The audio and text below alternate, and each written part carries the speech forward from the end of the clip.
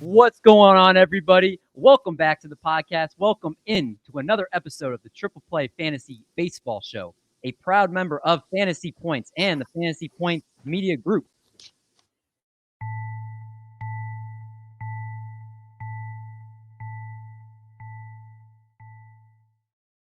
D. Mendy here, joined by a big cheese, the big cheese of draft and holds. That's Art Tornabene, a.k.a. Little Cheesecake, VLC. LC, how's it going? It's going real well. Getting over some cold weather here in Maryland. My neighbor slipped on the ice out front. Woo. Been over in his apartment five times a day. Helping him out, making sure he's got all the things he can't get up and get around. You good neighbor, I'm doing my neighborly service. But so it's been a good week. How y'all doing? Pretty good, man. Pretty good. I knew you were a very good neighbor, Art. I knew you were a good podcast mate. You're just showing all your true colors tonight. Everybody can see it. You got to do it. I love it. Yeah. Of course, the other end of the spectrum here, we have a man that is the what do we call him? He's the man of the first touchdown prop bet. It's Eric Mendelson, aka the Doc. What's going on? You know what, David?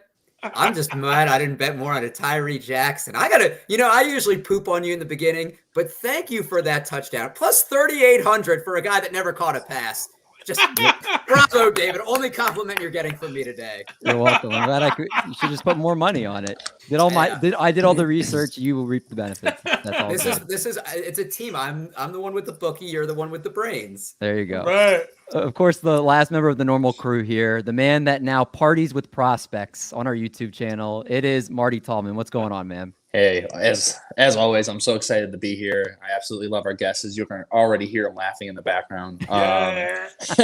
And real quick, so we're doing the Christian Crespo and we're doing on the YouTube channel a prospect show. We're going to break down every single MLB franchise and their top 10 prospects. So make sure you guys are tuning into that because it's been a lot of fun. And Christian, he's been killing it. You both have been killing it. Wait, Marty, what's the name of it? The Call Up. Okay. Remember, for anybody listening. Can we timestamp this? We timestamped it from 3 weeks ago. So if you hear another call-up series, just know. But hey, shout out to our fans who actually did say something. There was another podcast that's calling themselves The Call Up. And they're a prospect podcast.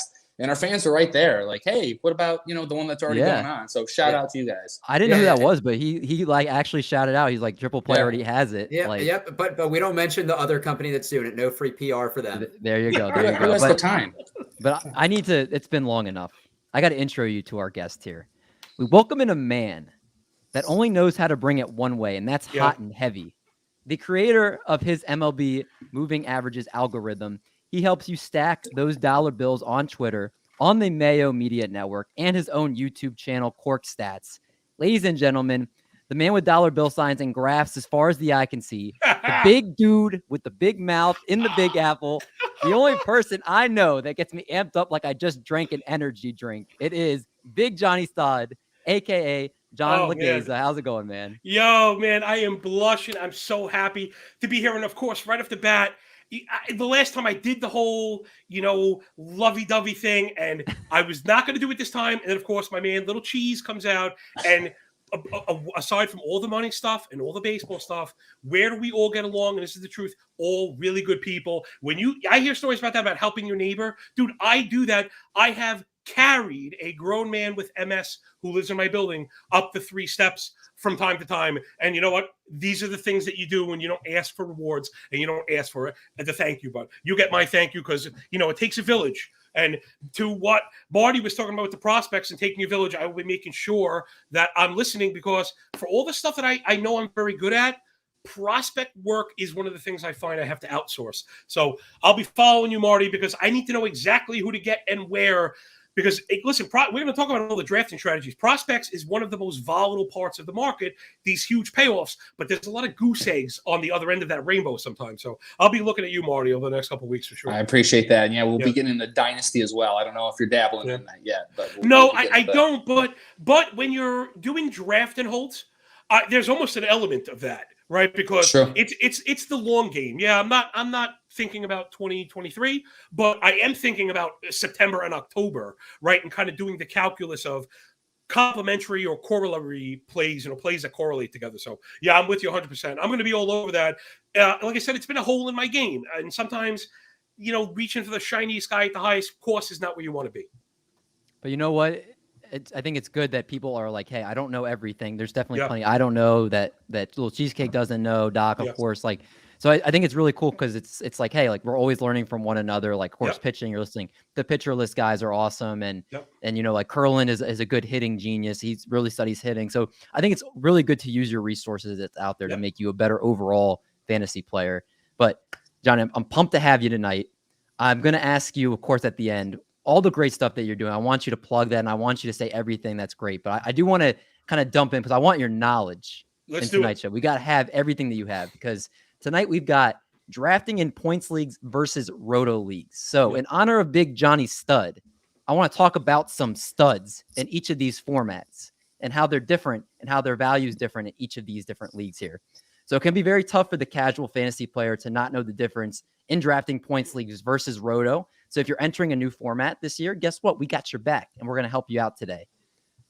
Besides that, of course, we got our question of the week coming in the bullpen here. If there was a baseball version of Space Jam, who would be the main star on the Toon Squad, and which former current players would be the Monstars? And our game of the week coming in to shut the door. So if you guys are ready to get this another episode started, then let's get this thing rolling and let's roll into these headlines, starting off with the Yankees officially introducing Rachel Balkovec as the manager of their low A affiliate, the Tampa Tarpons. I hadn't heard of the Tampa Tarpons until this announcement. But the significance of this is she's going to be the first ever female manager in the minor leagues. And she's been working with the Yankees since 2019 as a hitting coach. If you actually haven't seen her, she's pretty built. Like she's really like, she swims, she does weights. Like she's a very built person. She's worked at strength and conditioning. And I think this is a great move, just obviously for the obvious that just having a woman do this to kind of step forward in that role. But I think it's going to be really good, just good for baseball in general to watch this progression as it's been going here. LC, this was good because we were in our group chat talking about some good headlines for this week. You brought this one up right away. What were your thoughts on this? Well, there are now, I think, 10 women in coaching roles that are not like strength and conditioning coaching roles in Major League Baseball. And that number is going to keep going up. We got Kim Ang, Hellman, the Miami Marlins. And now we have a manager at the minor league level. And there's no reason you have to be a dude or to manage, to coach these people. It's knowledge. And if you're committed to the game, we should be given the best people opportunities. And this is just, the best people are getting opportunities now. This is not a PR hire. She was the best person for the job. No, 100%. She really was. And I think it's all about relatability too, especially with how the players are in today's day and age. They don't want somebody that they can't relate to. They want somebody that feels like they know them, that they can trust, that they're going to work with. And if you ever have seen her do interviews, or there's like a special, I think ESPN did on her before. She seems like a very easy kind of workable person for that job. And I'm pumped to see her succeed. Now, I just want to say one thing, like, this is a different sport, but like in NFL, like David Culley, the Texans coach, got fired after one season. It was an experiment. Like teams do all these experiments all the time where it's a 1 to 2 year, prove it. All right, let's see what they can do. Like there's no reason why women shouldn't have had these opportunities prior. Yeah, no, I agree. And we're slowly getting in that way, which it should have been a long time ago. Now, this next subject, I got to go to Big Johnny Stud here because you were talking about a little bit about it. Wait. Can I just shout out one for the one thing? Because I have a few years on you guys, but yes. I also have a little daughter that I absolutely adore. My Victoria is my whole world. And she, was starting to show some interest in watching games, I had baseball on, football on, whatever. And to be able to show her that, because one thing she has asked is she asked me if girls could play football. And I said, well, right now, maybe we got you to kick it from 65. You have a chance. But outside of that, no. And it hurts to think, like, when she says, well, why? And it hurts to think that there are opportunities closed. So you guys really, you nailed it. It's about time. We're late already to that party. But similar to what Doc is saying, man, I hope we hold her accountable also, right? We shouldn't let anybody do a poor job. And I think, believe it or not, I think getting rid of her, if she does a poor job, let's say in a couple of years, given a full opportunity, I think is even more of a show of equality. Right, they know that, like you said, it's not a show. It's not a pony show. It's not here for jokes or clicks or anything like that. We're here to win, and that's the best avenue to do it. And if it is no longer that, then we should go another way. But that was the only thing I wanted to do, because as I'm getting a little bit older and my daughter begins to understand, it really means a lot to me to convey to her that she can do this. Like, I'll give you a long story short. Her teacher asked her what her daddy does for work. And she didn't really know, because I guess I really do a weird job. So she said, my daddy does math and baseball. And she's right. But at the same time, then she asked me if she could. And I was like, well, you could be an analyst. She asked me if she could play and be involved. And it was no. But now we're seeing the answer become yes. So I'm just really glad that it's a case. And I'm especially proud of my Yankees. And, it doesn't matter. I have no stake there. No, again, it's like you guys all said, it's a great progression. Hopefully we're going to see more of it. Big Johnny said, I got to stay with you because you were talking about it before the show. The Orioles are changing their ballpark dimensions to finally favor a little bit more some pitchers here. The left field wall from the foul pole to the bullpen area in the left center field is going to be roughly 30 feet back and elevated to around 12 feet high from its current height of 7 feet. And it's expected to be done by opening day. It's actually the first notable changes to the dimensions in 20 seasons. And actually, as I want to note, Nathan Ruiz of the Baltimore Sun put that Camden Yards has allowed the most home runs of any ballpark in the majors since 92. So it's pretty wild in that sense. I think it's probably a mix that pitchers have just had enough of giving up home runs, and they're trying to maybe bring in some free agents that are scared to come into Camden Yards because of the effect that it does to pitchers and their numbers. Do you like this done by the Orioles, or do you think that they should have kept it how it was? Well, listen, I'm going to tell the people the same thing I was telling you before. I mean, to me, it just feels very desperate. I would be looking to get better pitchers, rather than having to move the dimensions. Like, that's, pitchers have succeeded there. Hitters have failed there and succeeded there. I don't know. I know people are going to look for actionable stuff is, yes, I do think you have to keep it in mind when looking at, especially it was weird, the Orioles have a strong young core of right-handed hitters, right? So that's Mountcastle, Hayes, oh gosh, and Mancini also is back, right? So is that righty? So that is a little concerning if we're looking for all those home runs we were expecting from. Now, I'm a little higher than Mancini on the field. I think projections had him for 25. I was up near 30 anyway. So maybe we split the difference there and go 28. I was telling you guys what people are going to do in trying to galaxy brain this is break out Baseball Savant, find out exactly how many fly balls landed in that little area, and try and deduct that. It doesn't work that way. Don't do that. Well, you should keep in mind that it's been moved. I'm curious to see if the projection systems move. So again, we mentioned outsourcing work. I don't claim to know how to calculate it, but I do know I can get myself in trouble doing it myself. And I do know I should be asking people smarter than me. So I'm going to wait a couple weeks and I'm going to see if Jeff Zimmerman or Derek Hardy or these people move the projections. And if they move the projections, then that's all you have to do. You're subtracting one or two. That's all it's going to be. People don't. If you're looking for this big, like Jordan Lyles Cy Young season, like that's not happening, right? It's just not happening. And if you like Mancini, like I already did, it's not going to push me off Mancini. I already like the talent and the man and the story and all the profile parts. So whatever. This to me just stinks of desperation. Go get better pitchers. Marty, anything you'd like to add to it? What are your thoughts? I mean, yeah, I can pretty much just echo what John's saying. Now, from what I read and what I understand, that it's up to 30 feet. And so they haven't made the final decision, whether that's going to be 12, 15, maybe the full 30. So we'll kind of see, where the chips fall there. And I think that's when the projections are going to take a huge hit. So, yeah, we're all just in a wait and hold. It's fun to talk about. We got nothing else to talk about. It's I think going back to the 1992 stat, I think it's funny because, number one, a lot of ballparks have just opened up that weren't there then. And then you go back to the 90s Yankees, and that's a funny stat. But, yeah, we'll see. We'll see what the Orioles do. I just hope they focus on, building a contender.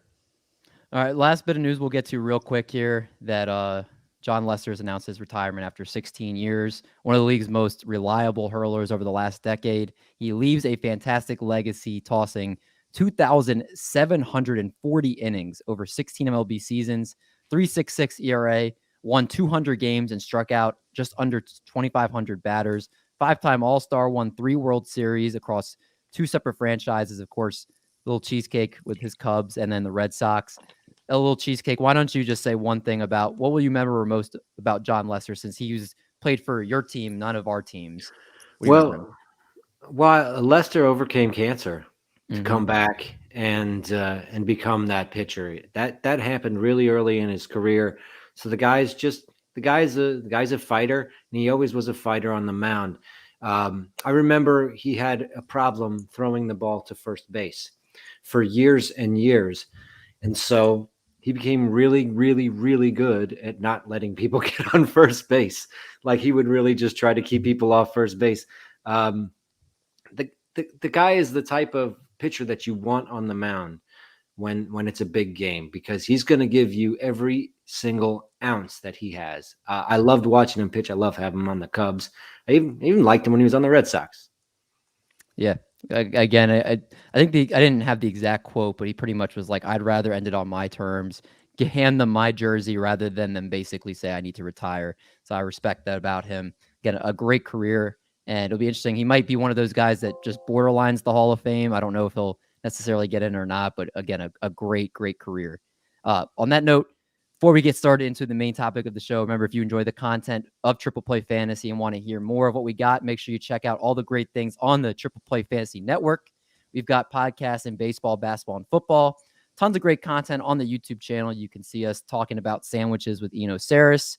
Watch Marty and Christian talk about the Evil Empire's prospects. Have a video today about a Bobby Witt Jr. debate we did with Paul Sporer, which was good. TriplePlayFantasy.com. A bunch of great articles on the website. And then, of course, just announced today, just prior before the show, if you're interested in playing with us or just a bunch of great fantasy baseball analysts that are going to be in a league that we created, we have the Triple Players Ball. And I hope you are watching on YouTube, because we have a great graphic for it. It's a DC, which is basically a DC 50, which is you just draft 50 players. There's no free agency or waiver wire. You just every week set your lineup from the 50 players. So it's not too much maintenance to do. It's fun. We're going to have an overall winner. Hopefully we'll have 30 to 45 people, 2 to 3 leagues. It's going to be a blast. So if that interests you, make sure you DM the account at Triple Fantasy on Twitter, or you can DM me at TheMendio2, or you can email us at tripleplayfantasy@gmail.com. We'll get you in. It's going to be fun. Make sure you don't miss out. All right. Enough talking. Let's get into the good stuff. Drafting in points leagues versus roto leagues. There's some rules and strategies we have to go over besides players that benefit in each format. Again, very important for if you're looking to switch different formats for the first time. The first golden rule I thought we should talk about is strikeouts. And specifically, do strikeouts matter in points leagues, but not as much in roto leagues? I'm interested to hear what your guys' thoughts are on this. Is this something that people need to take into account? Let's start with you, Mr. Big Johnny Stud. You know what? I think the easy answer would be to say they're more valuable in points leagues because the scoring is immediate, right? Sunday we refresh, we get a win or we get a loss. But having seasons of high stakes roto under my belt, and realizing that almost every single year you come down to not only the last day, but the last game, sometimes the last inning, and furthermore, the last plate appearance. So you cannot undersell the importance of every single strikeout. And if we get into format a little bit further, for the people like myself, like everybody here, I started with home leagues, you move up to public leagues, and then you find your way maybe into NFBC circles, right? And you really got to be careful there in those NFBC circles, because the average player in NFBC is very sharp, right? It doesn't mean only good players are there and anybody not there is not good. But the average player at NFBC is extremely sharp because they understand the format and they're maximizing innings pitched to get all those strikeouts. So every single strikeout matters. A strikeout in April is going to come back and bite you in October, if you make a wrong decision. So, no, they're equally as important. They're absolutely paramount. Strikeouts are a number one for pitching, really, yeah. Doc, I'd like to have you jump in as well, because I know you are more of a points leagues player than a roto player. What are your thoughts? Because I know you run a points league that you're a commissioner of. What are your thoughts about how they might differ between the two? Yeah, I mean, to touch on John's point, I think strikeouts matter a lot more in points leagues. If you think of someone like Miguel Sano, Ian Happ, Keston Hiura, those guys can easily have an 0 for 4 with 4 strikeout day. And that -4 is crucial. And, you look at their points over the week, like they could end up with negative points. If Miguel Sano goes 1 for 4 with 3 strikeouts and he hits a solo home run and he gets you 3 points, I mean, is that really worth it? So I just like it better because I think it reflects the player's actual value. And we'll get into stolen bases next, and I don't want to foreshadow it, but I think when you focus on a certain category, it inflates it if somebody is really good at one thing. I think points factors in all kind of dimensions of a player and kind of reflects their value more. Yeah, and touching on that, again, when you're looking at as you get more advanced, you can look at stuff like K over BB as far as pitchers' effectiveness and, guys that you're going to draft too. I think that can translate over to both formats, as Joe points out there. And again, it's strikeouts, like I know, like John mentioned, they're going to matter in both leagues. It's just going to be a question of if they matter a little bit more in one to you or if they don't in the other. But I think at the end of the day, like Doc, you mentioned that strikeouts, if you're a hitter, that -4 is going to be a lot different because in Roto, it's a lot more based off average. So if they strike out or if they just ground out, it's going to be the same. It's going to negatively affect their average the same way. So that's what kind of matters there. I want to get to the next one that we have, and staying with obviously another S word, stolen bases. Do they matter more in Roto leagues than they do in points leagues? And Marty, I'm going to have you go here. I know you're a big Roto guy. Yeah. So why don't you talk about that? You gave me the easy one. There is absolutely no doubt the steals are way more important in Roto leagues. It is 10% of all stats. It is extremely important. It's the reason why Adalberto Mondesi is being taken always in the 5th round or less, as compared to almost being not draftable in a points league. Yeah, no, I mean, he'll just slip to the double-digit rounds in the past. I know I've seen in points leagues, because if the stolen bases don't matter, what is he giving you in points leagues? I agree. Cheesecake, anything you would like to add with that as well? I think that, something that points leagues have is that they have many different ways that they calculate points. Certainly some points league, and this is the old adage to know your league rules. Some leagues try to give the stolen base a little bit extra juice. So they make it a 1.5 point or a 2 point instead of just 1 point. Therefore, someone, they're not as negligible, like equal to hitting a single. Right. As in most points leagues. Like, so if you're in a league, you got to watch. If your league goes 3 points per stolen base, then all of a sudden, Adalberto Mondesi does come back into the picture as being like someone who might be worth it. So, but otherwise, like really, it's not something you would even consider. Not in the first round, not in the second, not in the third. You don't even have to consider it. Just look at what they're doing. K to walk is a big way to look at it. No, I like that. A good way to reference the comment from before as well. I want to go to now one that's maybe not quite as obvious. And Johnny Stud, I'm going back to you because this one I feel like it could go in different directions. Should starting pitching be pushed up more in points leagues than in Roto? What do you think? Okay, well, man, first I got to go quick on the K thing again. I was thinking of pitcher strikeouts, where I totally stick to what I said. And for hitters, I don't know why I didn't even think of hitter strikeouts. Yeah, there is something we could get to that. I think hitter strikeouts absolutely matter. You need an OPS to deflate that because, the point leagues, like your guys are saying, the currency in point leagues are generally bases. And if you're going to lose points for strikeouts, and a high enough OPS can get you around the negative for that. So strikeouts definitely matter, and they must be circumvented by a high OPS for hitters. Let's see. What was it? What was the new question? If starting pitching should be pushed up in points leagues more than Roto. Absolutely. Yeah, you know what? I think the first one goes to what Cheese was saying, and you have to know your league. I have only played in 12-team point leagues. And the reason I say that is because then if you're in a 12-team league, the answer for pitching in point leagues is a definitive yes. There are not many of those pitchers that can give you the unique combination of distance and strikeouts, right? Because you get points per out and points per K, and then sometimes you get wins and quality starts, whatever, and that's where you get off into the weeds, but generally you're being rewarded for those bonuses. So the fact that there's only, off the top of my head, I haven't counted, but less than 24, right? Less than 2 SPs worth of guys that you could rely on, let's say to give you 6 steady, but at least a K per 9.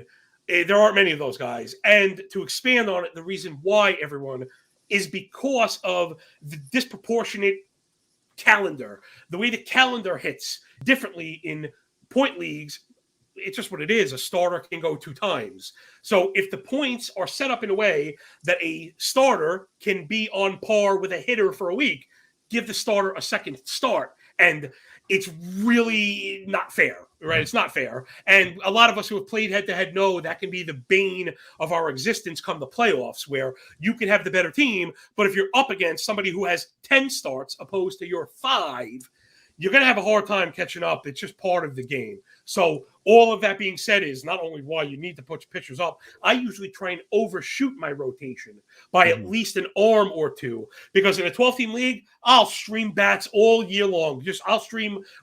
And you know, when I say stream, people sometimes think it means one and done. No, you might stream. Some guys are going to stick, right? You know, you might pick up someone else's trash. You end up catching them on an upswing. And again, people, you always want to be thinking of things in a sine wave, right? So if you bought something low, again, this is not definitive, but I usually have it in about 2 to 3 weeks. A player produces about 2 to 3 weeks, and then you kind of come back down, and, you know, different players have different bandwidths or whatever. But you're going to jump in. I'm streaming hitters because I'm looking to get on those waves. And then once I see it, I'm just move on to the next one. If you hang out with guys like you guys at Triple Play and you're around 15-team leagues, what that will do for your 12-team game is really take you to the next level, because you look at that waiver list and you go, oh, this guy's available. Lane Thomas is available, like a guy you might not really care about otherwise. You know, all of a sudden is viable, right? So, right, those are the kind of guys, Lane Thomas or Connor Joe on the Rockies. If the Rockies are going to be home for the week,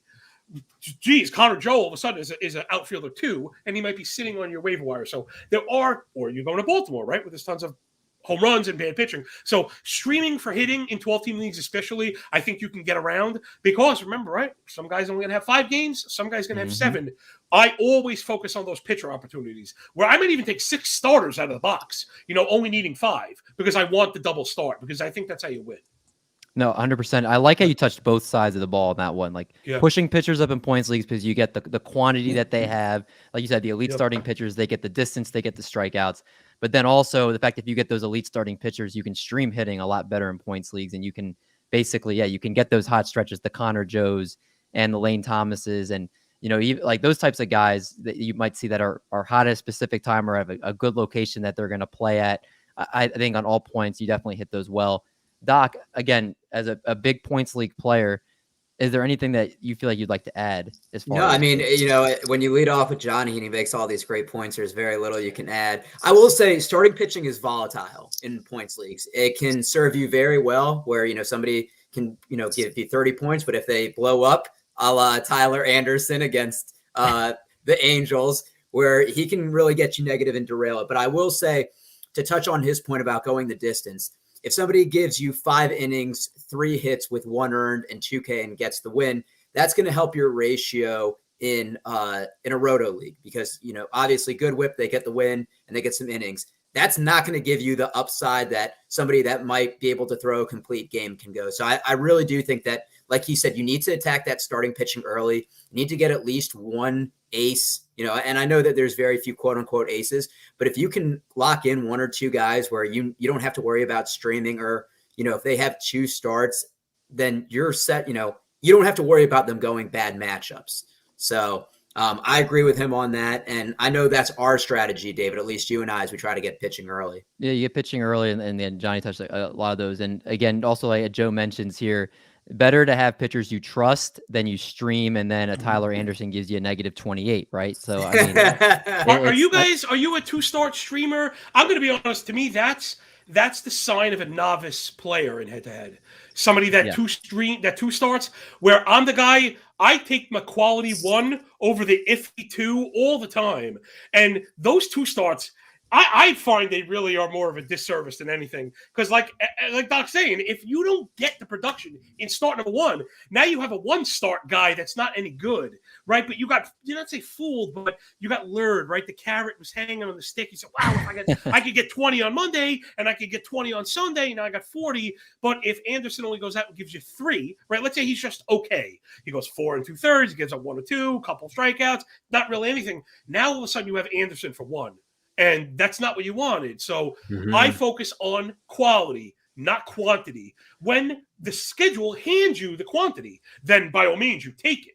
But that's why I stress the volume of pitchers up front, because that will open the door to the quantity of quality. We don't just want quantity. I'm telling you, and the reason I say this, not to lecture anybody, I made that mistake. I thought I could just stream 2-star guys. It's a disaster. It is an absolute unmitigated disaster most of the time. Let me ask you this. What about, let's say you're in July or worse, August, right? And you need to make up in wins. You need to make up in Ks, and you have to stream. I mean, that's the only time I find myself having to do that. In Roto. We're talking about Roto? Roto, of course, yeah. Do you stay steady in Roto, or what do you do? Well, I think my back door, as of recently, again, being malleable, always at the fore of being successful, especially when you're surrounded by so many smart people, right? It's a copycat league, but then we have to know when to pivot from that.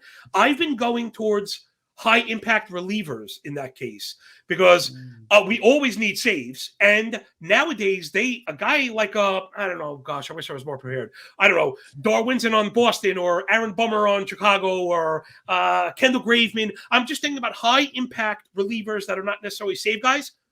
You started for a week, guy could walk into 2 wins, a save, 6 Chad Ks. Green. Yeah, sure. Sure. We don't know how ball games are going to play out. A closer could get 3 opportunities in a row where he can't go the third day, and now your guy gets a chance at the win and the save and all that stuff. I just would rather have a quality reliever than a bum starting twice. Again, I hope it's not to toot my own horn, but a lot of the progression in my own career, and everybody has to follow their own path, right? We talked about knowing what you're good at, what you enjoy doing. And my thing is really breaking down these pitching arsenals, like really getting into the nuts and bolts of what makes pitchers good. And once I see loose bolts and wires disconnected, I have a hard time getting behind it. So I'd rather get with a reliever, let's say, that has a full arsenal with 3 pitches with a sub 400 X slug with a better than 32% whiff rate, opposed to a pitcher that I'm just hoping is not going to get wrecked on Monday. Because that's another one. People think, oh, look, it's the Pirates. That means nothing. That means absolutely nothing. The Pirates win 65 games every single year, and your guy's name is going to be on one of those if you're not careful. It's the truth, right? Right. No, 100%. Yep. I do want to go now we'll still talk pitching. Let's get into an interesting topic here. Let's talk closers. Are closers more valuable in Roto than they are in points leagues? And Cheesecake, I'll start with you up top. What do you think? If I'm in a Roto league, I'm coming from a points league, should I expect closers to be pushed up? Yeah, you should expect closers to be pushed up in Roto. And if you're used to drafting Roto, you should push closers down, because let's say you have a daily moves points league. You can jump on the waiver wire and be the first one on the new option really, really easily in a daily moves league. That's one thing you have to consider. But the other thing you have to consider that is in a points league, you draft a closer, there's only going to be, a handful of closers that get you 20 saves that you're going to hold on to for the entire season. Whereas in Roto, if you get a guy who has the job for a month and gets 7 saves, that's 7 saves that you needed. Whereas in a points league, you have a guy who gets 7 saves in the first month. That might not be worth it, because the 7 saves came with 1 or 2 blowups that cost you a week or something like that. So I think you should definitely push down your pitching in points league, your closers in points league, and you got to be prepared. You got to be prepared to foot the bill in Roto leagues. Marty, again, avid Roto league player.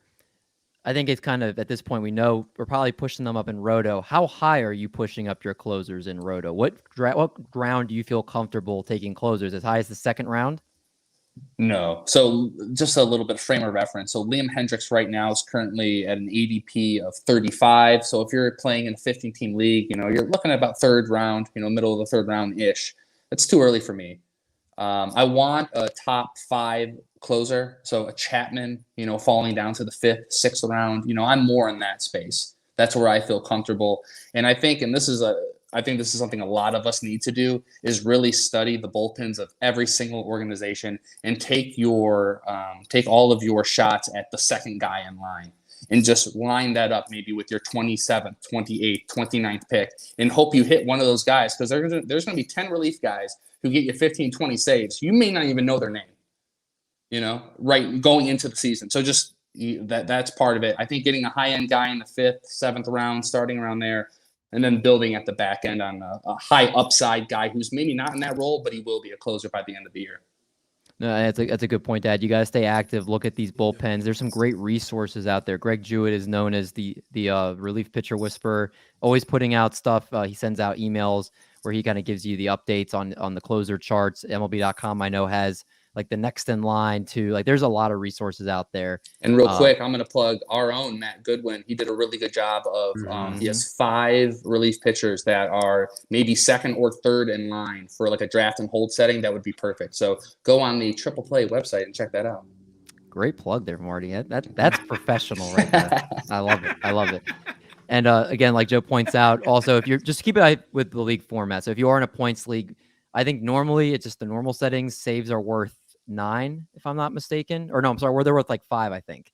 5. I think they're worth 5. If you're in a league that saves are worth 10, then you're talking a different thing as far as how maybe you're pushing up closers. So just keep an eye on what your league format is and for that setting. The last ones we're just going to get to, I'm going to we'll run through these a little quicker. Catchers being less relevant. Call on me. Oh, okay. Because right, the John. big one, we are talking point league. We're talking different formats. And right. She said, read the rules. Doc said, pay attention. And where that applies to point leagues, or I have found, is a lot of times there are SPARPs. And if people aren't familiar, that's starting pitchers as relief pitchers or starting pitcher and relief pitcher. And what I'm getting at is, sites have a hard time delineating sometimes between players that either have adjusted or new roles. So here is one of my favorite tips to break your point league for everybody at home. To break your point league, you go, I play on CBS, one of the more popular point league platforms, but you go open up the platform, look at next year's projections, go under relievers, and then click games started. And for example, here is a list of players that are relievers. I'm doing air quotes for the audio people, but they will be starters, and you'll be able to start them out of your reliever spot. So I see Taylor Hearn, Alec Mills, Randy Dobnak, Jose Quintana, Zach Thompson, Colin McHugh, Colby Allard, let's see, Garrett Richards. It gets a little hairy near Jimmy Nelson, Trevor Richards, Denelson Lamet, maybe get something there. Caleb Smith, Michael Lorenzen, Jacob Junis, and it kind of goes through there. Guys are not great. Dalton Jeffries and stuff like that. But the point was Bailey Falter, so there's a couple guys that you may at some point this year be looking to start. And those guys, if there are any, I didn't really name any that I love. Sometimes coming into a year, there happen to be guys that really check that box. Make sure you check that, because you may find you have a starting pitching target that's also RP eligible. Make sure that you get that person. You push him up wherever you have to push him up to. You just add him into the rotation, right? You just that's when I talked about overshooting my rotational spots.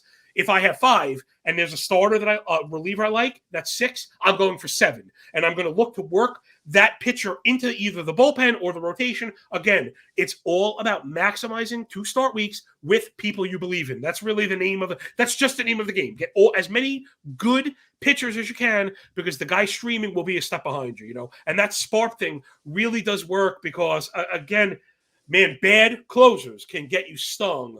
And Cheese is right. If you're savvy, you can, get the next guy up. I like to look at performance though, because I'm thinking of like a Kyle Finnegan. So if you had a Kyle Finnegan last year, it didn't matter. I don't even know if he got you points with all the saves he got at the end of the year, because he's giving up 3-run bombs every other day. So a guy, some closers happen to hold on to their job even though they're getting beat around. So you got to be careful, right? It's funny. Relievers are so format dependent. I am paying through my nose for relievers right now, because, and again, it's not to discount what Marty was saying, because he is correct. There will be saves available and we won't know who they are.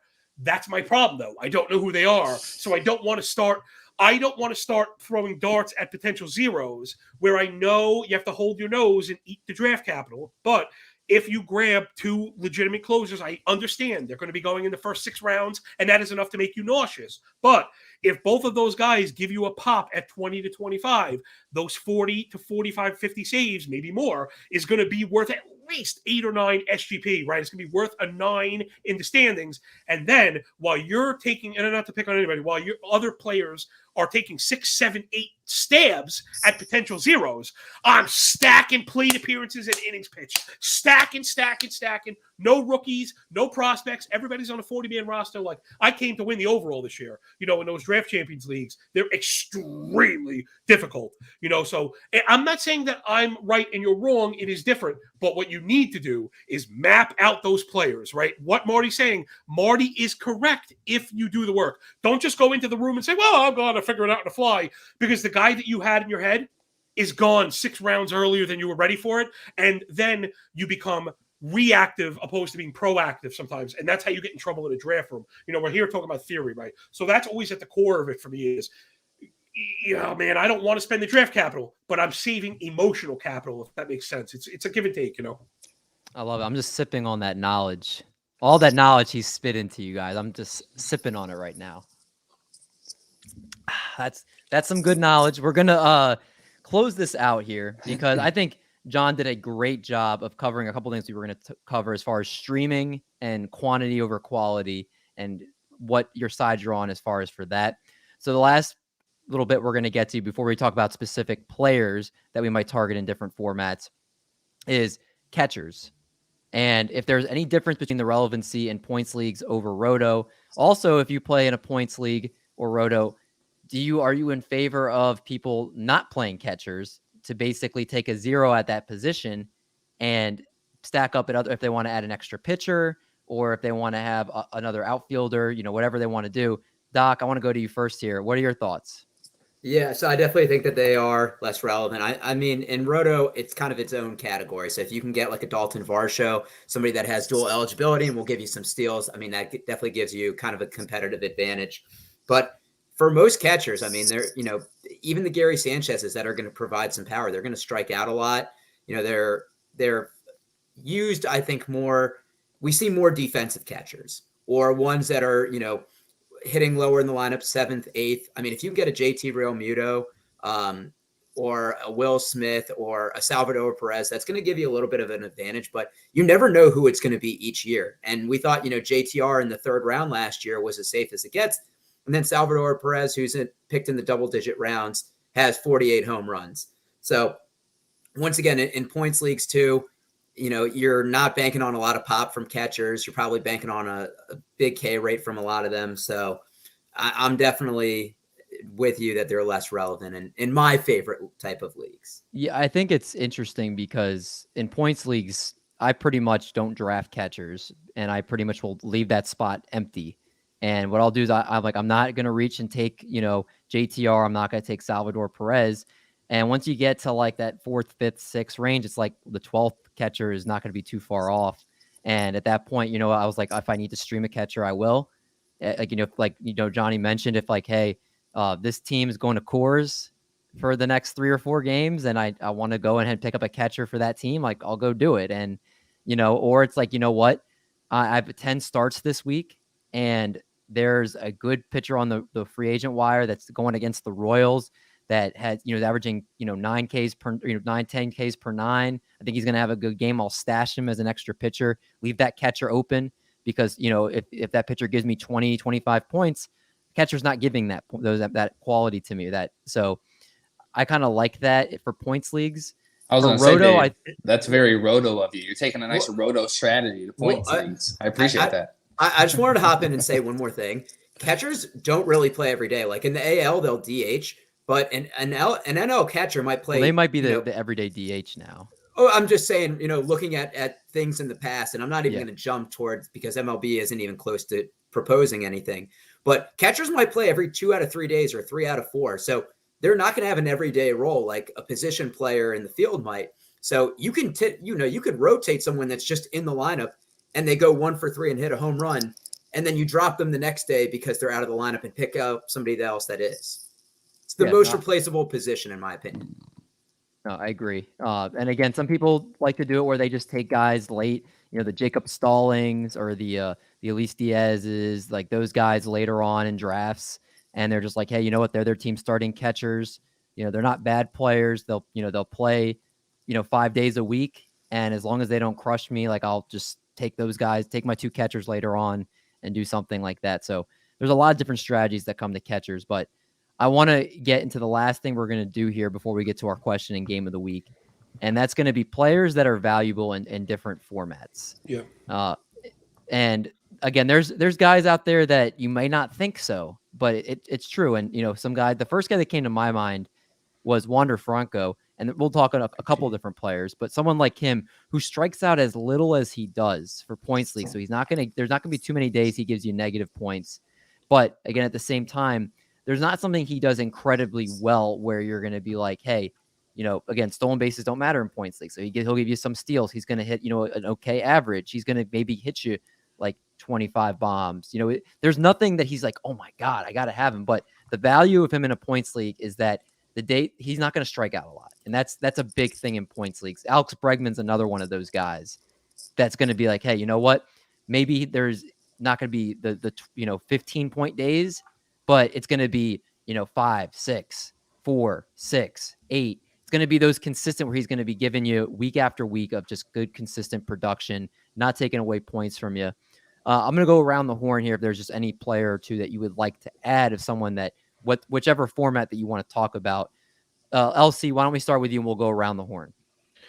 Oh boy, how do I pick my favorite one? I'm just gonna start by saying that I think that if you look at a draft list and you start seeing guys like Tatis and Turner at the top, that is a Roto list. That is not a points list. Those guys are less valuable. They're still first-round picks, probably, but you should not be looking at guys like Turner or Tatis as your top overall pick in a points league. I think that's one thing I want to get clear. Okay, no, that's a good point. Again, the stolen bases that they give you is why in Roto you'll see them pushed up to the top as much as they are. The Jose Ramirez is another example, right? Ramirez's K- walks are really good, actually. So Ramirez is still really valuable. But like you go to Tatis struck out 91 more times than he walked last season. And Turner struck out 69 more times than he walked last season. So Turner was actually the 10th most valuable points league hitter. So the stolen bases don't really give him that boost that he gets in Roto. So make sure when you're looking at your list, if you're seeing guys at the top like Tatis and Turner, that this is a Roto list. You're going to have to reorder the list for your league, your points league. I like that. Doc, what about you? Well, it's crazy because Art didn't name his favorite player who he always takes in our league, and that's Carlos Santana. I mean, the guy's an on-base machine. He'll go 0 for 1 with 3 walks and a run. Like, very rarely gets negative, but doesn't put up the sexy numbers that you'd want in a Roto league. Doesn't really run as much, doesn't have as much pop, but great eye for the ball and somebody that is a staple in his lineup year in, year out. Carlos Santana, yeah. Whit Merrifield's another one of Cheesecake's guys that's obviously his stolen bases play really well in points in Roto leagues, but also one of those guys that doesn't strike out too much either. So he's actually a pretty good dual league player that probably his value doesn't change too much in either league there. Marty, what about you?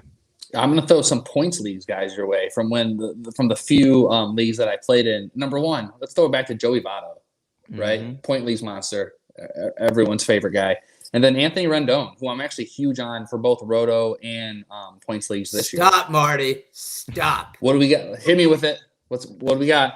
No, I'm just tired of I've lost money on Rendon being MVP. I've lost money drafting him high and him just not performing. Like, I love Rendon, but it's just like, let me ask you this. He's that new drug I can't quit. It used to be Barrios. He's currently right now his ADP is 107 overall. God, that's so good, but it's just like he's gonna displace his hip in May.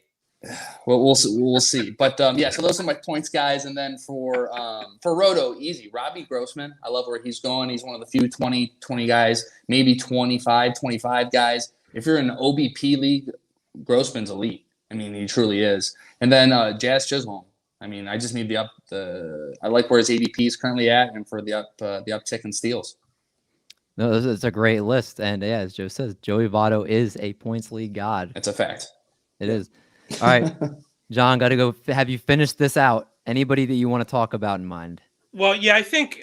I mean, well, the Roto analysis is kind of done to death. I like anybody that can give you 5 categories. For me, the biggest thing that I had to correct coming from point leagues was adjusting to batting average.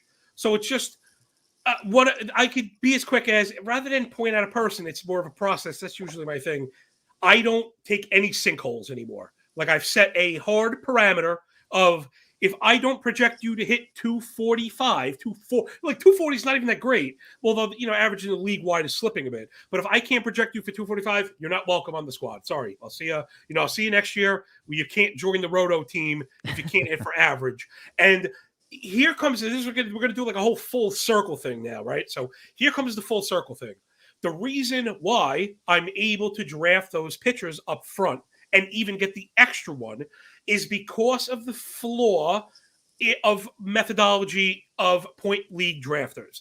And now where they generally fail is making a lot of people think they make the adjustment. Oh, okay, it's OBP, Joey Votto. Okay, sure. Like he's an outlier. But what you need to be doing, and I already did it for you guys before it started, was you want to be taking all of your stat pages and you want to find the difference between OBP and average. We want to find the leaders and the laggers. Okay, here's the leaderboard, guys. So this is the leaderboard of hitters that had, let's say, a 11% boost. You get a 0.110 boost from average to OBP, which would be pretty significant, right? 240 average to 350 OBP, right? Add 11.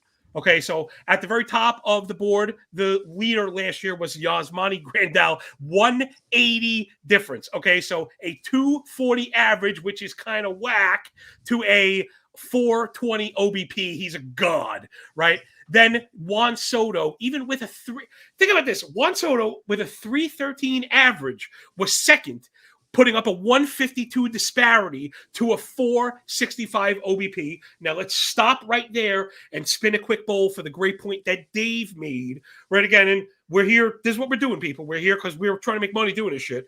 Is you can't chase speedsters in the first round. That ain't going to get the bills paid. You want the best hitters in the game, and shameless self-promotion incoming. I actually covered this on my YouTube video on. It's actually the one on the Mayo Media Network. So if you search Mayo Media Net and just all the baseball playlists, it's right there. I comped what I thought were the best point league hitters, or the best pure hitters: Bryce Harper, Vlad Guerrero, and Juan Soto. And I put them all under the electron microscope. I won't spoil who I had come out on top. Spoiler alert, they're all incredible hitters and probably should be your 1, 2, 3. Okay, and the reason is what I'm getting at here is players that not only hit for average. Again, it's not that batting average matters, but the balls in play do, because of what I said before. The currency are bases. On base, it will tell you how often you get the base, but OPS tells you how many bases you get. So we want to always be using these things in accordance, right? So we're going to look for that difference of OBP to average, but then we want to combine it with OPS. So let's go down the list a little bit more, and I'll show you the difference, right? So, all right, Grandal and Soto have such a big disparity that it's worth it. Somebody like Joey Gallo, right? Now, yes, he was third in the league with a 15-point difference, getting up to a 350. Not that great, right? So he's a player where his 200 average, which sucks, and his strikeouts, which Doc pointed out before, suck, even with the bounce for the OBP, is not good enough. So, right, so these decisions are not being made in a vacuum. You can't just subtract OBP and BA. What we want to do is look for the guys. Now, let's do quickly the players that have those big disparities, but also have an OBP that we like. Okay, so Mike Trout had a tremendous disparity with the 1,000 OPS. A lot of the guys don't. Mark Hanna, Clint Frazier, DJ Stewart, we're not really interested. Bryce Harper with the 1,000 OPS, yes. Max Muncy, yes, but he's hurt. You got to stay away from him. Ohtani, Darren Ruff. I mean, this is how you find outliers. Andrew McCutchen, Yoan Moncada, Michael Conforto, Tommy Pham, Brandon Nimmo, Kyle Schwarber. Now, the reason I mentioned those players is some of those are the people who end up on that bubble of guys that we could add and stream. So I hate giving advice that does not work. I'm giving you advice that works. You draft starters early and often backfill with the hitters that people missed in a blind spot, knowing that you could stream if you fall short, right? So it's always building. We're building, because the pitchers are not going to win it for us. We're going to have to hit. But you don't need first-round hitters to win a championship. You just need hitters that get on base and have the slug and the OPS. And you know what?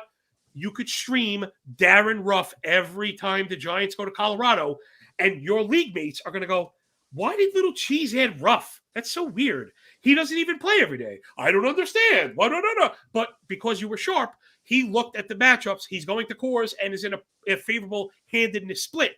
And Darren Ruff is going to hang 35 points, from the waiver wire that week. And that's how you win at this game. Really always having the microscope out. So, Dave, you really had all the good questions. You didn't even ask me about the catchers, and I've stepped on that rake also. I'm telling you, do not look past any of these topics, people, because the one that you say, oh, I know everything about that, it'll be the one that, screws you in the end. So really awesome job. But I know I always tend to go on and on, but right, we're building this calculus because it's more than just OBP. It's disparity of OBP to average, adding OPS to find the outliers. No, John, you're feeding them the knowledge. Again, it's going to be up to them to take what you're saying, all this great information, and then start applying it. But you're giving them a good foundation to be able to start, hey, I'm a casual player, but I'm looking to be the best in my home league. I'm looking to make that next step to be in a more competitive league. And it's doing these small things like that you're talking about to take a step from a casual player to a more competitive player. Again, the best in your home league, right in being in a bigger pond. So I love what you're saying. And again, if you're smart people, if you're listening, make sure you take that, even if it's just bit by bit, use every little thing he was saying and start applying that, and you're going to be a better fantasy baseball player. All right, fellas. Time now for the what makes triple play. It is the question of the week, sponsored by Monkey Knife Fight. Triple Play Fantasy is an official affiliate to Monkey Knife Fight, the fastest growing sports betting site in the United States. New depositors receive a 100% instant deposit match up to $100 using promo code Triple Play.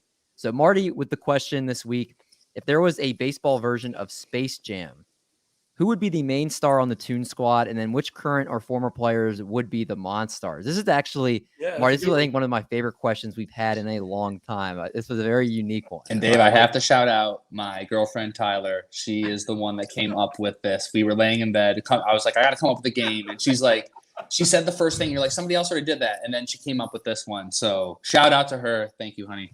I love the fact that you're in bed with your girlfriend and you're talking about our fantasy show baseball. Notes. Yeah. Welcome to your 30s. That's what your 30s are going to look like, buddy. Oh, yeah. So this is a good question. I'm interested to hear where you guys go with this one. Elsie, again, why don't you kick this one off for us? Who was your pick for this? All right, so the Michael Jordan is going to be Mike Trout. You got to get a veteran that people know. The Monstars, I'm going with the biggest Monstars of our growing up. All the guys who went and played well into their 40s, like Roger Clemens, Mark McGuire, Barry Bonds. Are you sensing a theme? I'm going to throw some Mike Piazza. I think he did. Ken Caminiti's our third baseman. Sammy Sosa, Brady Anderson. Our DH is Rafael Palmeiro. The Monstars are all juiced. I love it. Oh man, the Juice Squad. They won't be the Monstars. They'll be the Juice Squad. I like where your head's at, Cheesecake. What about you, Doc? So what's funny is I had almost that exact same answer of Mike Trout and then a bunch of people that juiced. And I'm glad I changed my answer before I started the show because I did a little research. And everybody in Space Jam was a current player. So I have to keep that format. If the MLB is ever going to market Shohei Ohtani, he's going to be the Michael Jordan in this role. Okay. I think you could have a good concept of him being a hitter and pitcher. Like we'd figure it out. The Monstars, you got to have Mike Trout, one of the most recognizable names. You got to have Bryce Harper too. Mm-hmm. You got to have Jacob deGrom, and then you got to have Fernando Tatis. I feel like it's a good mix of personality in there. Obviously people that are near the top of their position, and they're all current players. I like it. I again, the current player point is an interesting point. You're right. They were current players at the time, but no, again, neither answer is a bad one. I like both. Marty, again, this was your question. I'm interested to hear who your picks are. Yeah, and speaking on Doc's point, so all of mine are from the 90s. So at the current time when Space Jam was made, they were current players. There we go. So my Michael Jordan is the Ken Griffey Jr. Got to make the kid. I love that. I love that. Oh my God. The kid. The $1 million smile, the beautiful swing, everything he was able to do in the 90s. He was just a superhero to all of us. So definitely would love to go with him as the main guy. And then my first Monstar is Albert Bell. I can't think of a man who was scarier, more intimidating, powerful. You know, he punched camera guys just to do it. Like he was crazy. So Albert Bell. Number 2 is the Big Hurt, Frank Thomas, imposing figure. Barry Bonds for the obvious reasons. I would love to see Randy Johnson. Could you imagine how tall he would be as a Monstar? Yeah, he's the Sean Bradley character. Yes, exactly. Marty, I think you nailed this question. And the last one is Pedro Martinez because he was a bad boy. Marty, I think that's as perfect an answer as you can give. That is, I mean, you're right. Like in the 90s too, when it came out, like that's a good group of Monstars. And then Ken Griffey, like the backwards hat. I love it. I love it. John, what about you? Do you got one? Man, that one was so good. You know what the only person we're missing was Mo Vaughn. Would have fit right in there. Yeah, doing the whole elbow thing. Yeah. That would have fit right in. It's funny. I guess a lot of us were in lockstep with, Trout to me kind of fit that, the main role. You know, it's the mass appeal. There's a bit of a track record there. MLB does not know how to market people, but, he's kind of the face right now, right? That was probably like a Jeter type of role, and I'm a Yankee guy. I was never a big Jeter guy. He was never my guy. I'm a Paul O'Neill guy, if you can't tell. You know what I mean? Like, I'm a Paul O'Neill guy. I'm not a Derek Jeter guy. I like, Derek Jeter's the man, but whatever. For me, the way I saw it was Trout was my star. And then for me, it was all the swag. I couldn't get away from it's Vlad, it's Tatis, it's Acuna, and Bryce Harper. I just wanted the most G'd up, oozing machismo. I was seeing animated gold chains swinging. I don't know. That's what I was thinking. Because I was thinking of the Monstars like after they had become the Monstars, and they're like. I was thinking, the Muggsy Bogues that they're like, yeah, come on, we're gonna get them. They had attitude, man. They had attitude. So I was thinking I think it's just me desperately wanting Major League Baseball to promote the players I love so much. You know what I mean? Like I love, man, Soto. I don't even know if Soto fits because he's so he's nice. Quiet. He's too cool to be that. Maybe Soto would be the type that could play the main role in a few years, right? With a bit more recognition and a bit more not say swag, but you know what I mean? A bit more spotlight. He could fit that main role because, man, I love these guys. Like, and we just can't put them to the front. Like MLB just doesn't know what they're doing. It's really terrible. Yeah, so I just want all my favorite players. Soto, Acuna, dude, Tatis, Vlad Jr. Like, oh my God, how is this sport not thriving with young people? These guys are G'd up out of their minds. They're so cool. These guys are young. They're cool. They're relatable. I mean, they're funny and like having a good time. All the big smiles. And no, you would think like baseball's boring. It's like we're watching a different sport, I love the idea of getting them all in there to market them. And again, even if they're not like evil, you could turn the situation to where you're like, hey, they're swaggy and like right. Yeah, like I like take that. It as evil, right? Maybe I didn't read it right. I didn't take it as evil. I just took it as like they'd be my favorite bad guys because they're so cool, man. I love that. Great answers all around from you guys. I think there's nothing I could add to what you guys said because you guys, I think, covered it from every single angle. So on that note, we'll go to the last segment of the night. It is the game of the week. Marty Tallman is hosting the game. I'm of the excited. Week.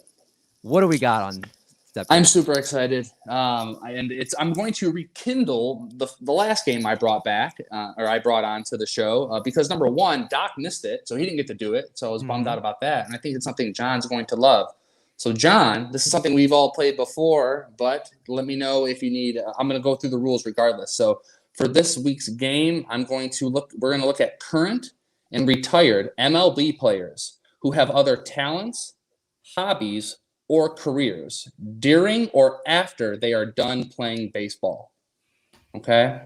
So I'm going to say that again. We're looking at current and retired MLB players who have other talents, hobbies, or careers either while they were playing baseball or after they retired. Okay. I'm going to start off with a refresher. This is the one that I did last time because I think it's pretty simple, but it gives you a good idea of the questions. So this current Arizona Diamondback pitcher just recently competed in rodeos, roping cattle under a fake name, Mason Saunders. So, John, who is this pitcher? We know this one. It's Madison Bumgarner. Boom. So those are the questions. Okay. Exactly. Okay. All right. Gotcha. So I'm going to hop into the first question of the evening. All right. And here it goes. This former Red Sox starting pitcher won a World Series with the club in 2004 and often had cornrows as his main haircut. Okay. This guy also loves music, and in 2005, he released an album called Covering the Bases. It included a spoken word poem by Stephen King and an appearance by then Red Sox GM Theo Epstein, who played the guitar. And although it was cover songs, this guy did a great job singing the Goo Goo Dolls. So, who is the starting pitcher, this former starting pitcher on the Boston Red Sox? It's known cornball Bronson Arroyo. We'll start with John. I will say. I didn't know that was on my turn. Oh, man. I will say before we do that, Joe threw in Bryce is MJ, Ohtani Judge, Scherzer, Kimbrel, Javi Baez. I love Judge. Cleat Holly.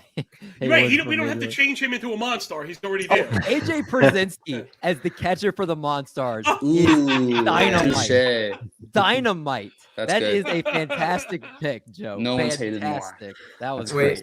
Can we just all say it's Bronson Arroyo? We had him on our podcast. We talked about the cornrows and the music. Yeah.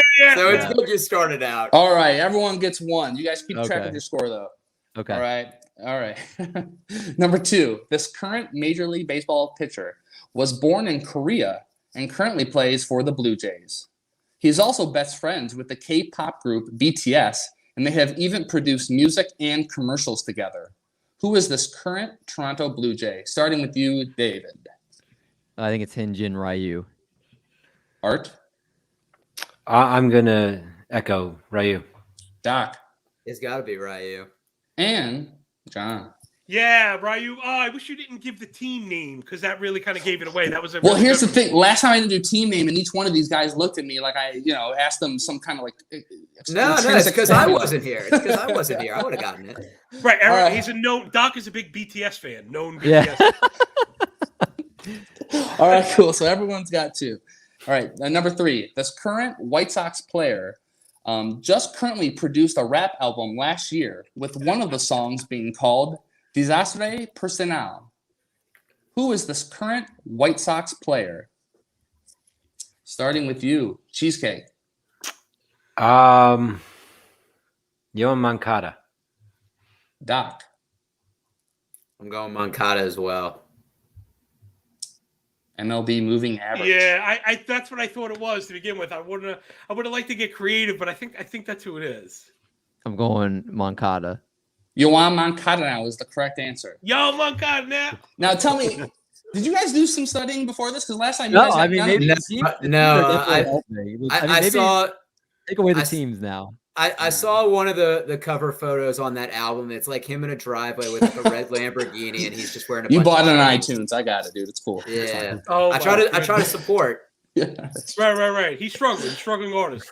All right. Well, number 4. I'm gonna take a couple things to make this maybe a little bit more difficult. But this now retired Philadelphia Philly, who did win a World Series, so World Series champion Philadelphia Philly, created his own entertainment group and label called the Bay Slugga when he was playing, and he also produced a remix of "Take Me Out to the Ball Game" with one of his former teammates. Who is this former Philadelphia Philly? I think Doc, you're off. Did you give his position, or no, you just said he's World Series winner? That's actually the thing. I left that out purposely. Okay. Good. So good. I'm gonna go Shane Victorino. John. How about J-Roll? How about Jimmy Rollins? Dave. Jimmy Rollins, or like I thought, like Ryan Howard potentially too could have been it, but I don't know if he's like a rat. Like, I don't want to copy anybody's answers. I'll say Ryan Howard to be different. Cheesecake. See the name, the Bay Slugga, really I'm thinking of Sluggers from that championship team, and it's Ryan Howard. So I'm going with Ryan Howard. That's funny, is it? Ryan Howard was the teammate who teamed up with Mr. Jimmy Rollins to produce the Take Me Out to the Ball Game. Oh man, J-Roll. Oh, that's great. Right. Yes. So what are the current scores? I got one more for you guys. Johnny's up by 1. I'm up 1. All right. So we can In the last leg. All right. So everybody, here it is. This retired Seattle Mariner in the 1990s started a rap song with Kid Sensation, and the song actually began with the broadcast of his first at-bat. Who is this former Seattle Mariner? I think we're starting with John again. Or no? Right? Yeah, I think it's John. Yeah. You got me. I have no clue. Oh man, former Seattle and rapper. Gosh. Is it from the 90s? It was from the 90s. You don't remember no one remembers Kid Sensation? No. I mean, all right, I'm lost. I have nothing. I have like Jay Buhner. Like I can't think of any. I can't even think of any of these. If I could, I would pay money to see him rap. Could you imagine? Yeah, me too. But it's not Edgar or Tino. All right, so I'm out. I don't know this one. I got to fold on this one. I don't know. All right, Dave. Who do you got? I'll say Adrian Beltre. Was he? Oh, that's not a bad guess. I'll say him. It's a good guess. Adrian Beltre. Okay. LC. Kid Sensation. Yep. And it starts off, the song actually starts off with, and now up to bat, this Seattle Mariner. Like it's pretty sick. So I'm gonna go with Griffey. that was my answer. That's so obvious. It can't. That be. was wait, my is that answer. too obvious? It's the kid though. Oh, it can't It's be. the That's kid. too obvious. It's the kid. And Oh, David, Adrian gosh. Beltre didn't play for the Mariners in the 90s. I thought he was like 99 potentially. He started with No. the Dodgers and then signed with the Mariners. Yeah, gosh, shows how bad. If it's Brett Boone, and I'm locking my answer in as Griffey, but if you threw us a curveball and it's Brett Boone, I'm gonna laugh. I think it's gonna be A-Rod, but I guessed Griffey. I think it's gonna be A-Rod. I'm Oh, I going hope it's Griffey. not A-Rod. That just shows you how amazing the 90s were for the Mariners with all these amazing names. But it was as simple as you thought it would be. It was the kid, Ken I Griffey. can't believe I missed that one. All right, so wait, we got a 3-way tie. Is there a Right, tiebreaker? yeah. Or we just everybody wins but David? Because I'm cool with that. Yeah. Everyone wins but David. Yay! Oh, my Yay! God. David sucks. David sucks. Oh, that's awful. I wish I had my soundboard hook. I could just boo that. Oh man. Well, on that note, Johnny Stud, thank you That so was much for awesome. coming on the show tonight. that It's was always a beautiful. ton of fun with you, my friend. Yo, Please no doubt. plug everything that you're doing. Oh man, that was just too much fun. I hate leaving, man. I really do. I hate leaving. Congratulations, you guys, on all you're doing. How far you've come. I mean, it's seemingly one big guest after another, and it's from one sport to the next. I mean, I'm wrapping up some football gambling right before that window closes, and yeah, I'm sucking up all the triple play goodness I can get. You guys are really doing it, man. The energy, the chemistry, I love it, man. That's why I enjoy being here so much. I really cherish my time, but I really enjoy spending it with you. I really do. We love you here, man. And one of the better parts of this industry has been getting to become friends with some really cool people. It really has. I'm at MLB Moving Averages, MLB Moving AVG on a Bluebird Twitter machine, and then everything Cork Stats. I finally got my RSS transfer, so the Cork Stats podcast is back up and running on Apple, Stitcher, Spotify, all that stuff. And I hate tooting my own horn, but I know I'm a good player, and I try and provide content that I need that would be useful to me. I'm actually kind of selfish in it. But so if you thought what I dropped was good, then you might like the podcast because I'm asking smarter people than me the questions I want to know. And we put on a clinic the last month. I had Zimmerman in the chair, Todd Zola in the chair. I did the top 500 hitting prospects with Chris Welsh. It was like I was really all over this stuff. And Zola, like me and Zola was really awesome. It really came out good. And then the Cork Stats YouTube channel, I've been getting into some video work, everyone, where they're kind of short. They're only 10 to 15 minutes. But I really feel like once I put these things out, it's like the comprehensive piece on those things. Like I was scratching my chin and tearing my hair out, wondering about Robbie Ray, and I did like a 16-minute detailed breakdown of it's like the entire arsenal and the movement profile, vertical break. I mean, it's every single thing that you could think of, but I now have an avenue to put this stuff out there. So check out the Cork Stats channel. You can type in Mayo Media.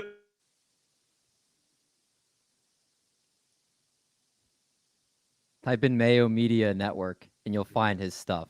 I know that by heart. Yeah, Luis Robert to Cedric Mullins at the back end of the first round. Just a Rosarena to Tyler O'Neill. So whenever I come up with these questions myself, I answer them, and I've been putting them out for people. So it's tough to get YouTube traction. Something, again, congratulations to you guys. You have shown the ability to cross platforms, something that I've learned firsthand is extremely difficult. I mean, dude, it is so difficult. I am putting my love, the blood, the sweat, and the tears into these videos, and sometimes you see only 25 people watched it, and it's like, wow, that sucks. But the library is up, and hopefully once people swap over from that other sport, they'll be picking up all the good stuff I'm putting down. So thank you guys for platforming me. I'm on my own now, so it helps to get amplification. Look, check out the podcast, the videos, the Twitter handles, elite stat combos. I'm going nuts right now. You know, that's how I do, guys. So thank you so much. I wouldn't have it any other way. Right. Exactly. Your family on this show, man, and we want to see you keep succeeding like we know you always do, whether you're with, with other network you were with or by yourself, like you're gonna crush it. No, it's okay. You can say, you know what? You're too nice, man. These things happen. We can't always stay with everybody always, right? I'm married and I had other girlfriends beforehand, and if I saw them, I don't hate them. I have nothing but love. I have massive amounts of love and respect for all the guys FTN. Listen, we're all really cool. I still speak to all of them. It just sometimes it doesn't work. I may end up there again later on because I don't burn bridges. So people, really, a lot of learning going on here. I don't burn. All good people, all good things. The rising tide raises all ships, And there is a difference being with a group, but sometimes you notice too, there are downsides that I'm going through now. You notice that a lot of your interaction and it comes from that kind of bubble. And then when you're outside of that bubble, it gets quiet really fast. So, it's just a testament to people. You always got to be working. And even if you find yourself in a clique or a company, always be thinking about what happens if you're not there. Is your product still viable? Are you still entertaining and attractive and compelling? Those are the kind of things. So, no, dude, you guys are all really too kind. It's all good. I'm always going to land on my feet, man. You know what I'm saying? I love it. Yeah, again, make sure you follow him if you're not already, and all the great stuff that he's putting out there. Again, if you're trying to become a better fantasy baseball player, that's where you need to go. But until next week, we're going to have, of course, more great off-season content with another guest on the show. It's going to be another fun episode. But until then, everyone stay safe. Happy drafting. And we're going to make like a bread truck. Then we're going to haul these buns. Catch you guys in the next